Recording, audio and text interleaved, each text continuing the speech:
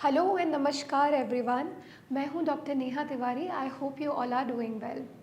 आज इस वीडियो में हम जानेंगे हेपेटाइटिस सी के बारे में। तो देखिए, बहुत कॉमनली आपने हेपेटाइटिस सी का नाम सुना है, क्योंकि सच में ये लिवर की एक कॉमन बीमारी है, लेकिन लाइफ थ्रेटनिंग प्रॉब्लम क्रिएट कर सकती है। हेपेटाइटिस सी के कुछ लक्षणों के बारे में आज हम डिटेल में समझेंगे, ताकि अगर ऐसा कोई लक्षण आपको बन रहा है या समझ आ रहा है तो सही समय पे सही नॉलेज के साथ आप उसके लिए एक्शन ले सकें और अपने डॉक्टर के पास पहुंच सकें। देखिए, हेपेटाइटिस सी जो बीमारी है उसका मतलब है कि लिवर के जो सेल्स हैं उनमें इन्फेक्शन हो रहा है, क्योंकि हेपेटाइटिस वर्ड का मतलब यही होता है। लेकिन हेपेटाइटिस सी का मतलब है हेपेटाइटिस सी वायरस की वजह से लिवर के सेल्स जो हैं वो इन्फ्लेमेशन की ओर जा रहे हैं। ये एक प्रकार का इन्फेक्शन है जो हेपेटाइटिस सी वायरस से होता है।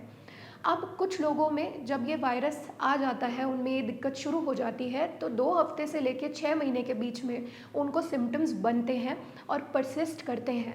और उसके बाद कुछ लोगों में ये सिम्टम्स बिल्कुल सबसाइड कर जाते हैं और वो नॉर्मल फील करने लगते हैं, दिक्कतें उनकी साइड हो जाती है। और कुछ लोगों में दिक्कत ज़रूर साइड हो जाती है, लेकिन हेपेटाइटिस सी वायरस एक्टिव रहता है कहीं ना कहीं लेटेंट स्टेज में।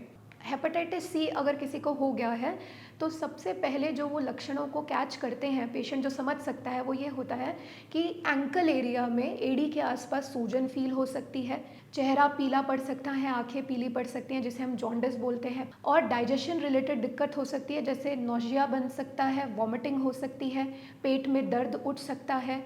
और जो स्टूल्स हैं वो क्ले कलर्ड हो सकते हैं, मतलब डार्क येलो कलर नहीं, क्ले कलर्ड स्टूल्स मिलेंगे। और यूरिन एक्सेसिव डार्क मिल सकती है कि बहुत ज़्यादा गाढ़ा पीला रंग आ रहा है यूरिन का। अब बहुत ज़्यादा वीकनेस बनती है, इसीलिए कुछ लोगों को इसमें जॉइंट पेन भी बनता है। यहाँ पे जॉइंट पेन की बात कर रही हूँ, जॉइंट स्वेलिंग नहीं। तो जॉइंट पेन को हम मेडिकल टर्म्स में आर्थराल्जिया बोलते हैं। तो ये कुछ सिम्टम है जो पेशेंट देख सकता है अपने में, और जब वो टेस्ट करवाता है तो हेपेटाइटिस सी पॉजिटिव आ सकता है। अब हेपेटाइटिस सी पॉजिटिव आने के बाद जब पेशेंट अपना उसके लिए ट्रीटमेंट लेता है तो 3 महीने तक वो रिजॉल्व हो सकता है।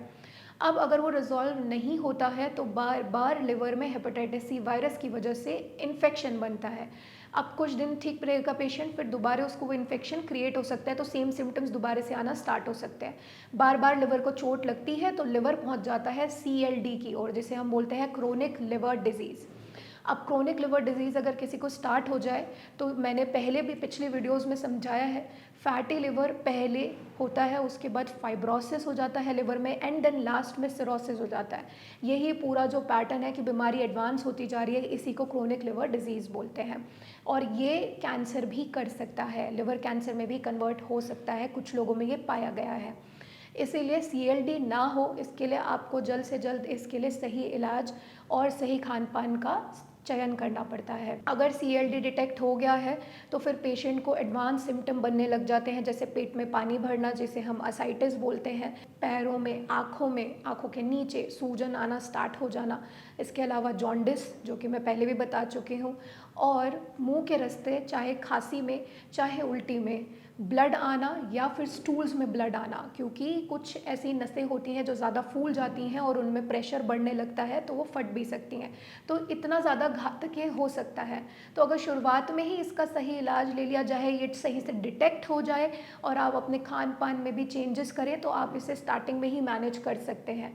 मैनेज करते हुए चलेंगे तो कंडीशन कभी भी CLD में बदलेगी ही नहीं।